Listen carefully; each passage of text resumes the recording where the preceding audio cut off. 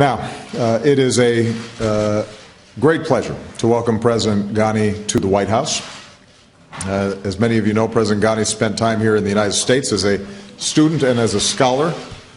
He happened to go to Columbia University, where we both studied, and then spent time in the World Bank just down the street from here. And so his life reflects, in many ways, the friendship and mutual respect between Americans and Afghans. And in that spirit, Mr. President, I want to extend to you the warmest of welcomes.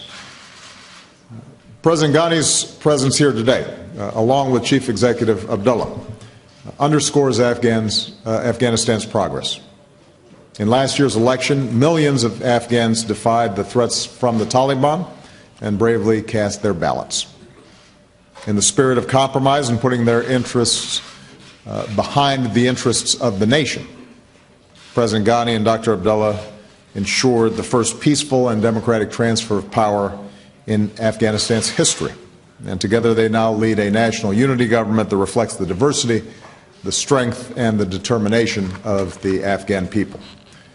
Their government signed the bilateral security agreement between our two countries, and on December 31st, after more than 13 years, America's combat mission in Afghanistan came to a responsible end.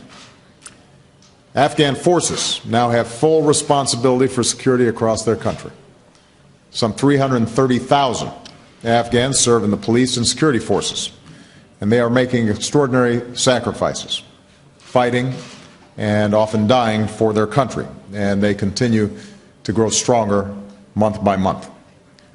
Today we honor the many Afghans, men, women, and children who have given their lives for their country. We salute the more than 2,200 Americans, patriots, who made the ultimate sacrifice in Afghanistan, and the many more who were wounded. This morning, President Ghani and Dr. Abdullah visited Arlington National Cemetery to pay their respects to our fallen heroes. We are grateful for that gesture of gratitude, and we know it meant a lot to the families as well. We'll see the bonds again between our people on display when President Ghani has an opportunity to address Congress tomorrow. So, with a new government in Afghanistan and with the end of our combat mission, this visit is an opportunity to begin a new chapter between our two nations. President Ghani and Dr. Abdullah, I thank you both for your strong support of the partnership between our two nations. And yesterday, they had a chance to spend time in Camp David with our respective teams and had excellent discussions on how we can move forward together.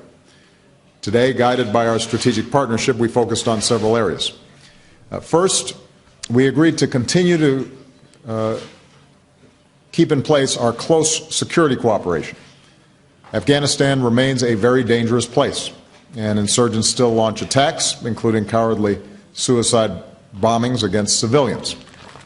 President Ghani is pursuing reforms to further strengthen Afghan security forces, including respect for human rights.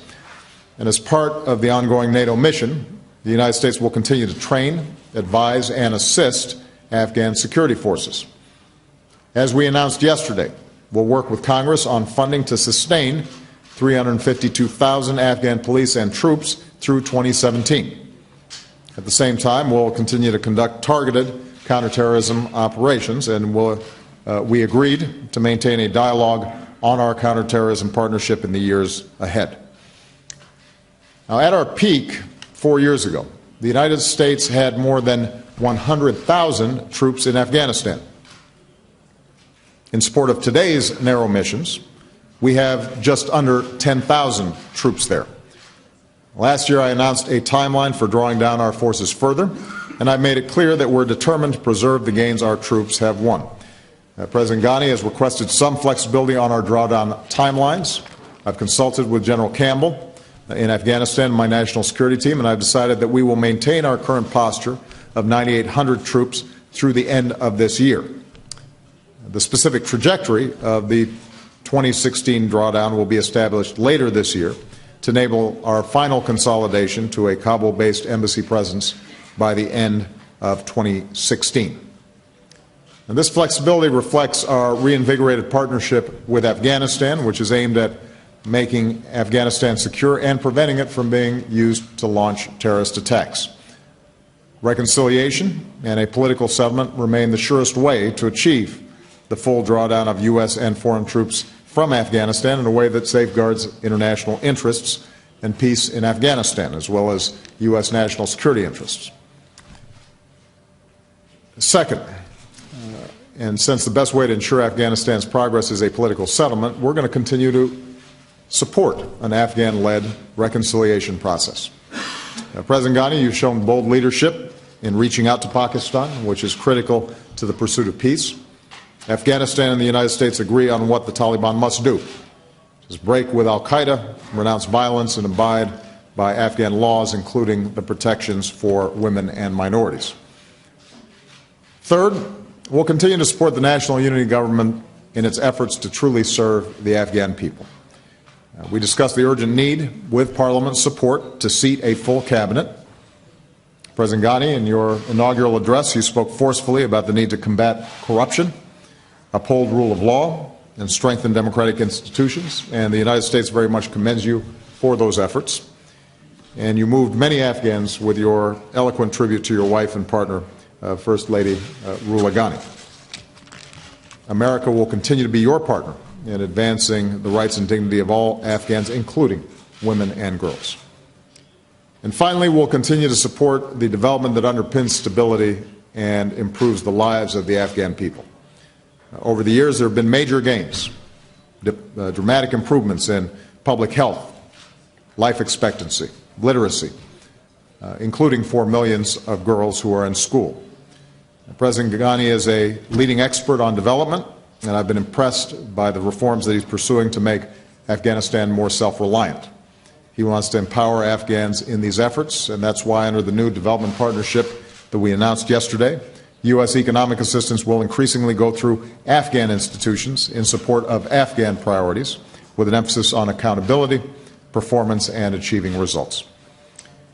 In closing, I'd note that, as many of you know, President Ghani is by training an anthropologist, as was my mother. It's been said that the purpose of anthropology is to make the world safe for human differences. Afghanistan and our world is marked by incredible diversity and differences of history and culture and faiths. But I believe that the progress that we've made in this visit will help to advance the goal for which so many of your citizens, Mr. President, have sacrificed over the years, the goal of making our two countries and the world safer. President Ghani, Chief Executive Abdullah, thank you both for your leadership and your partnership. America's combat mission in Afghanistan may be over, but our commitment to the Afghanistan people, that will endure.